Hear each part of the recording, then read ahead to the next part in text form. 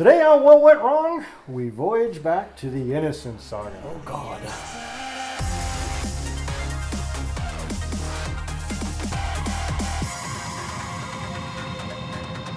Hi, I'm Brett Mauser, and I've made over 40 feature films, and 10 of those were the Innocence Saga.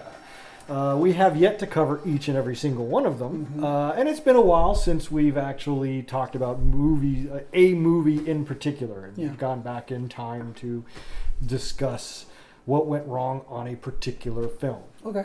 So today we're going to change that up, and we're going to talk about the Desert Rose, which was number 7. Number 7 in the Innocence Saga. And I know them by numbers, not names. Yeah. So.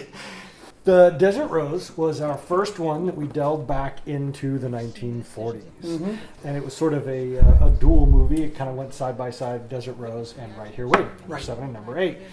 The time that Mike Lorenzo went back in time along with Diamond and Doughboy, and they were private detectives in the 1940s, and eventually Tara catches up with them in the 40s as well. This was right after Tara had gone back in time in number 6. Well, this of course came from a lot of my detective fandom, the old Bogart films. Yeah. And whatnot. I always wanted Sam Spade and all that stuff. Exactly. Yeah. Mickey Spillane. Yeah. So it harkens back to one of my films in high school, Right Here Waiting, which was about the guy who went back in time, the 1940s. And yes, because we made it Right Here Waiting, and then we kind of did it again in Blue Moon in '97, but that was sort of an altered time and never had future imperfect kind of stuff. Yeah, which is still cool. Yeah, it was still 40s-ish. Yeah, exactly.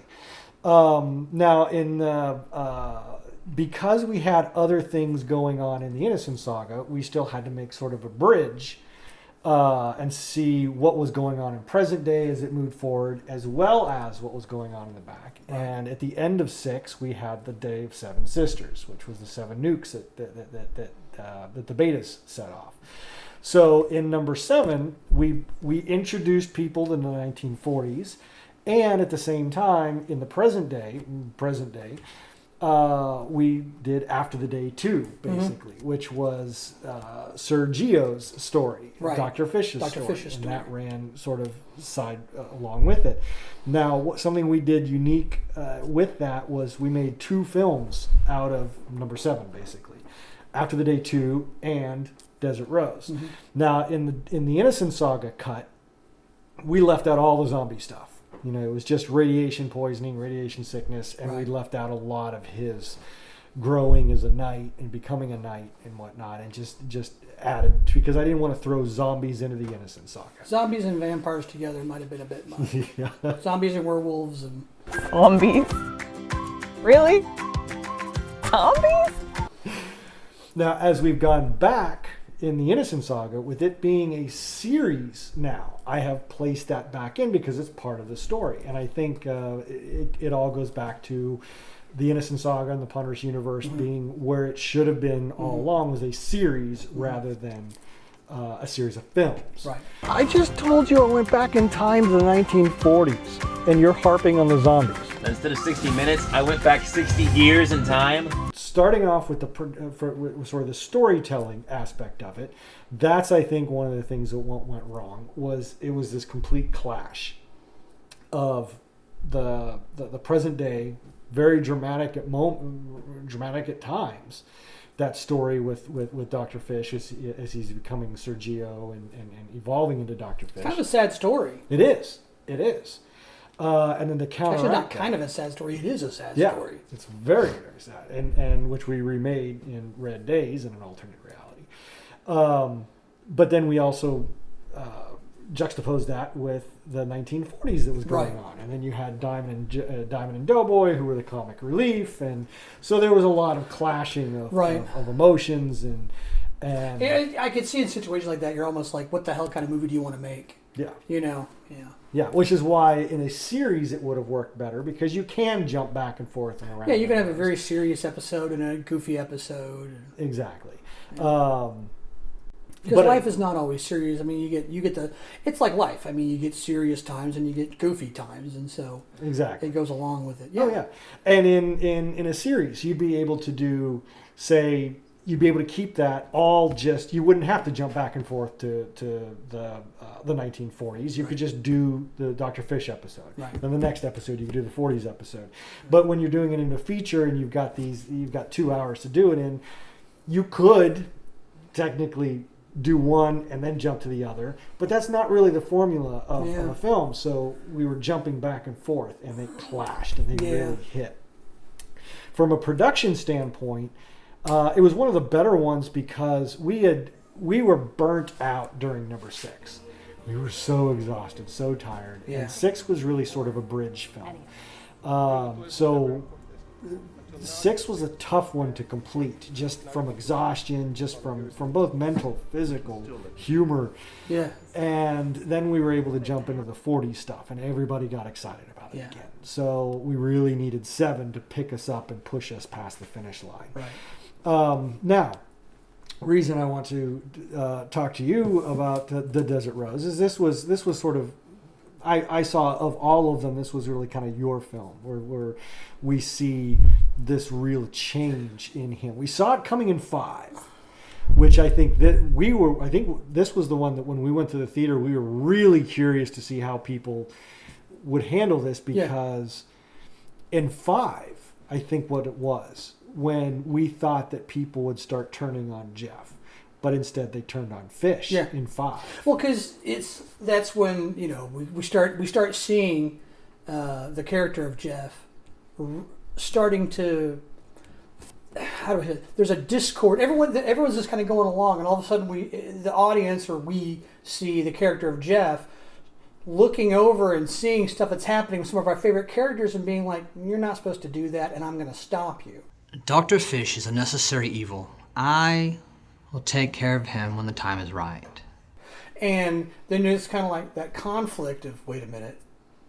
And then when we were wondering, because we've always thought that Dr. Fish, Sergio, was one of these good characters that everyone would kind of go for. He had a sad story, and he conquered his, conquered the problem and was successful in doing stuff, and had all these horrible things happen to him, lost his eye, and lost his family, and everything else. And he was a real kind of, good old story, whereas Jeff was just a guy that you knew. Mm-hmm.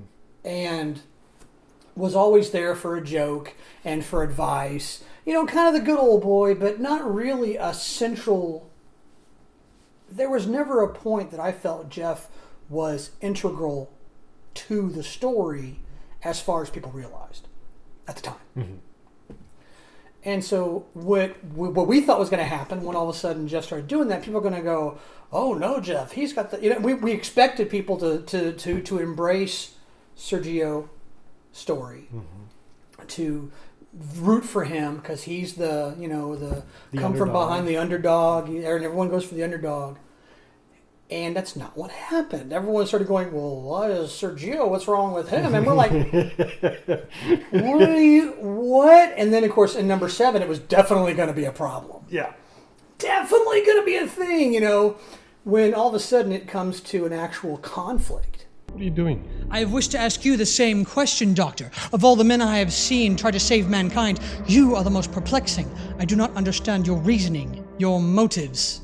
There has to be a decision. You can't embrace both characters. I mean, you can love both characters, but you can't side with both characters because they are diametrically opposed, literally. Yeah.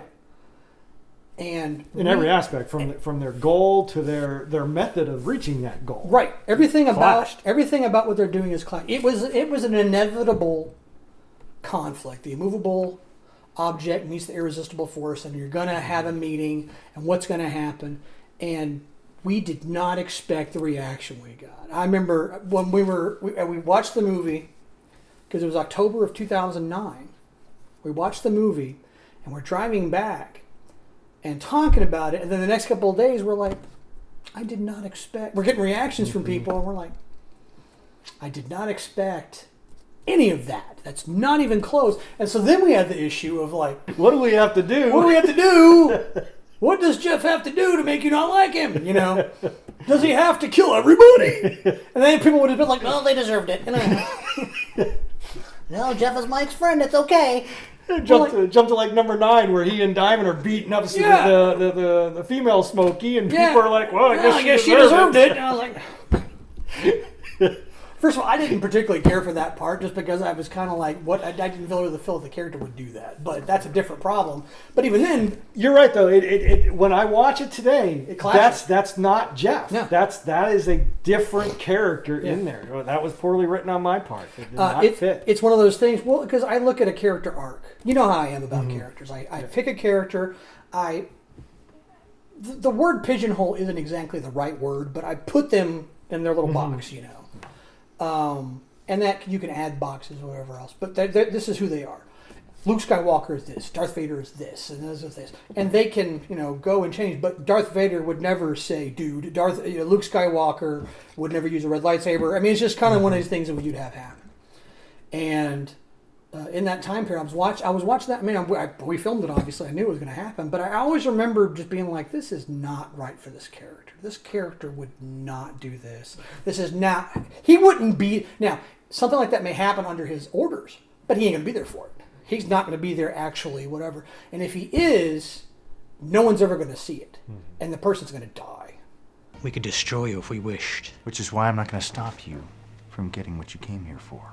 But yeah, there was one of those times where I was like, that's not that character. But notwithstanding, still, people were like, oh yeah, that's why.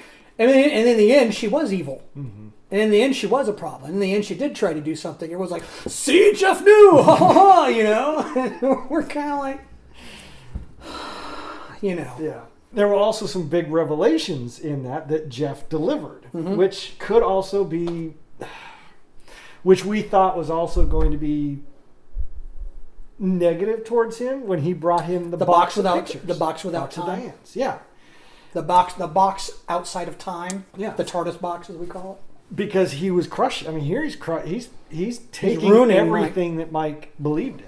He's basically making everything Mike has ever done meaningless. Yeah, because to give those who haven't seen a little back spoiler. Sorry, too bad. You're here for the show. We know it. It's fine. You had Mike, who's went on the quest because Diane was killed. His partner was killed, and he wanted to go after Donovan. And every choice he made, from 1 through 7, was to get back at Donovan. Yes, and ruined his life. Pursuing which Jeff this warned him in episode 1. Yes.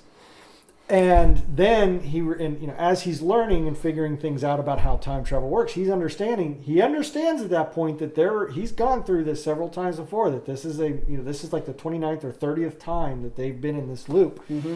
And then to find out that the Diane that he loved and was obsessed with finding justice for, whatever. Revenge, justice, yeah. In all those timelines was not the same Diane. Different girl. These were different people. Every single time. And she was meaningless. Exactly. For Jeff to take that away from him. And that's, I guess, where I guess people could get a little hung up, because it was, well, yes, he took that away, but it was truth. It was the truth. And that's sort of one of the things that I joke with people when people will say, hey, how you doing? I'm miserable. How are you? Because they don't expect it, but it's also, and then I've actually had some people, well, why are you miserable? What is it? And one time I sat somebody down and I said, look, I'm miserable because I made a decision early on in life that the thing that matters most is the truth. Let whatever happens to me happen, but I want to know the truth. Mm-hmm. I want to be able to base all my opinions on the truth, my actions on the truth. So truth is very important to me in that aspect. Right. So there was that. It ripped your heart out. Or ripped Mike's heart out, but it was the truth. One of the things about the Jeff character is people who watch it or have seen, and I don't know if the Jeff. Well, I doubt the Jeff character is not going to be the same. Well, obviously the Jeff character is not the same in the movie as he's going to be in the TV series or the web series. But the thing about Jeff is always that everything's very black and white for him. It's this or that. It's one or the other. And his job in that world is to maintain the progress of the world to its logical conclusion. That's his whole. That's why he's there. And so he's trying to, and he's not supposed to be messing with stuff. But one of the things that he says at one point was, the truth is the most dangerous weapon. Through all my endeavors, I have never lied. I am incapable. Lies are unnecessary.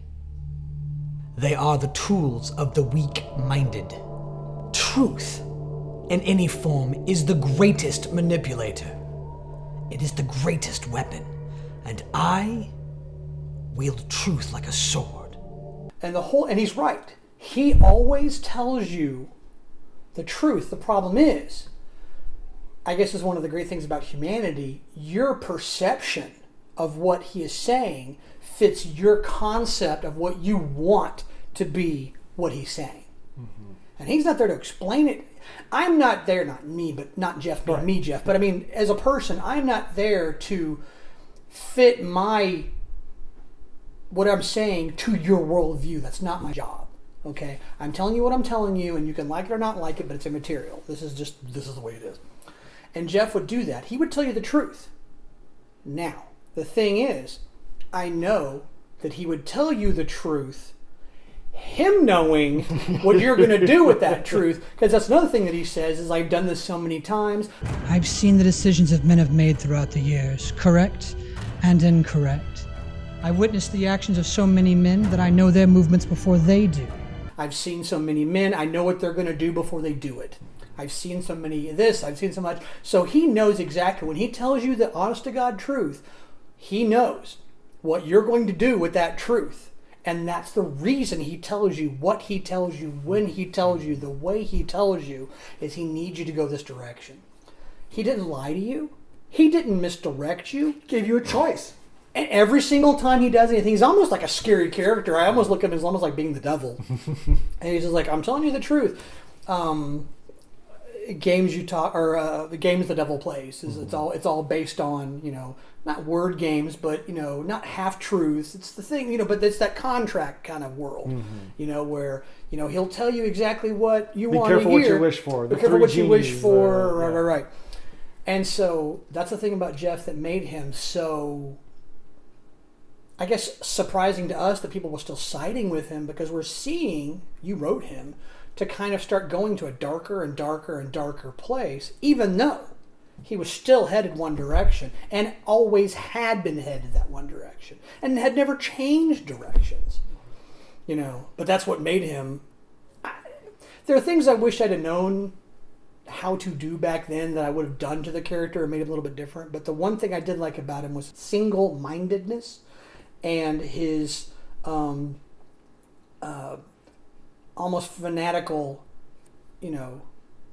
adherence to his way of doing things and the way he did stuff, but not being, dark and sinister and scary. He's just a guy who you talk to at a bar, who tells you the truth, but only but you are going to accept what you're going to accept. The audience is going to accept what it is willing to accept, and you are his audience. And he tells you what he tells you, and then you do a certain thing. And he warned Mike. Mm-hmm. Episode 1, he told us, okay, look, this is going to suck.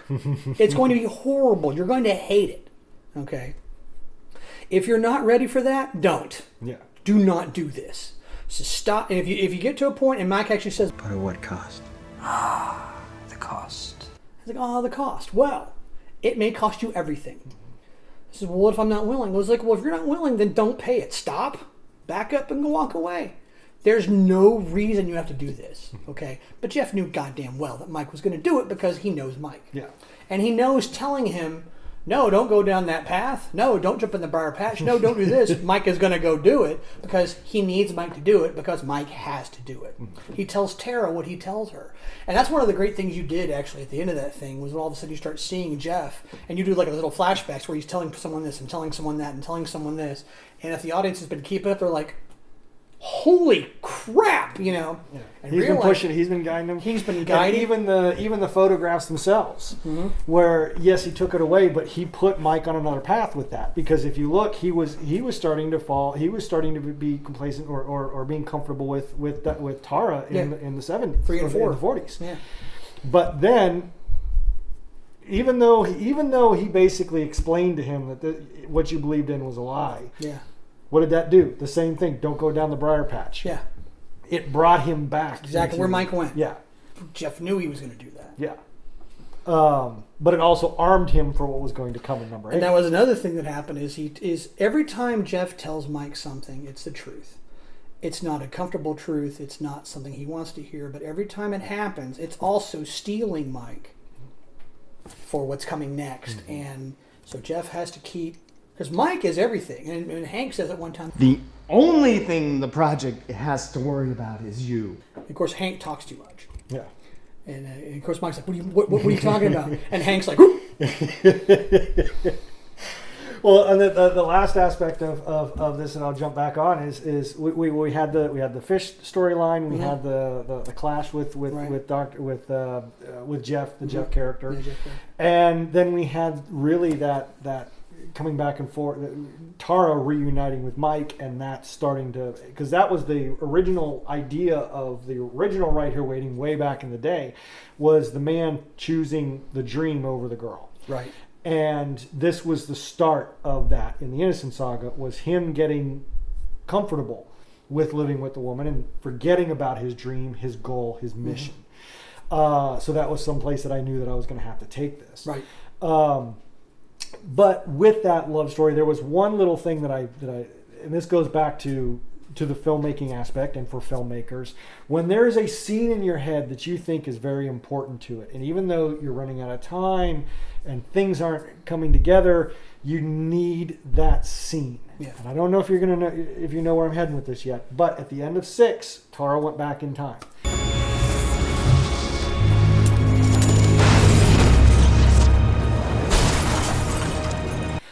And then in 7, we pick up at one point and then jump 2 years later where Tara has joined. Right. And it was jarring for people because we never shot the scene that I wanted to shoot. Right. And that was where Tara comes back in time in the truck and crashes into a wall. Janie is dead.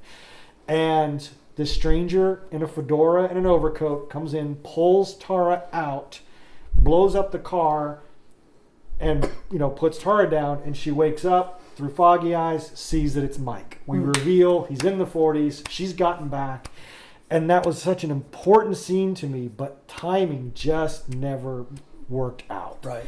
I think there was a vehicle problem. I think the original truck that we had used had been totaled, so we even had to double the car in another scene. And then it was just, okay, we're on to 7. Okay, we're on to 8. By the time it got to 9, it was like, well, this is we got to have this scene done, or we're not doing it. It was like, okay, we got to move on. Just keep it. And to this day, that's one that I wish I could go back. And even when we've been releasing the new series, I have at times thought, I could figure out a way to double Tara, so that I can get that scene shot and put it into the film. Yeah, you could. And Nicole probably would have been a good double with the blonde hair and just to be able, because you only need to see him pull her out of the car. But yeah, it's one of those things, and I get it, where you want this one scene. I mean, there's movies or shows or whatever else, or even scenes in books where you have this one thing that happens, and without that, it just kind of doesn't have the same impact, and you miss the reunion. And you miss that thing. I mean, and not just the reunion in that, but other things like, what would Empire Strikes Back be without the asteroid fight? I mean, that's just a pivotal moment when all of a sudden Leia, when you actually get to see how really good Han Solo is, and you get to see that the bond forming between them, and how Leia didn't believe in him until that moment, when all of a sudden she realizes, and she even gives him the kiss in the cheek and says, "You have your moments," The moment in Jaws when you finally see the thing, we're going to need a bigger boat, kind of thing. I mean, there's these things that are pivotal that drive a movie into the next level, or into the next scene, and really kind of, and it sucks when you can't get those. And that was one of those things that would have been good to see. It would have completed. It was a little jarring to all of a sudden just see Tara's there. Yeah. Won't you just beam in? What the hell happened? Yeah, and it was the time jump, and and it happens. And we tried to verbally kind of explain things, but it was a missed opportunity. It was something that another one of those things. What went wrong?